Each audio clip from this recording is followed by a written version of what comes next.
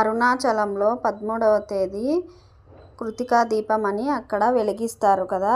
ప్రతి ఒక్కరికి తెలిసే ఉంటుంది ఈ విషయం. కానీ మన ఇంట్లో ఈ 5 దీపాలు ప్రదోష వేళలో వెలిగించుకోండి ప్రతి ఒక్కరూ. ఈ దీపం వెలిగించుకోవడం వల్ల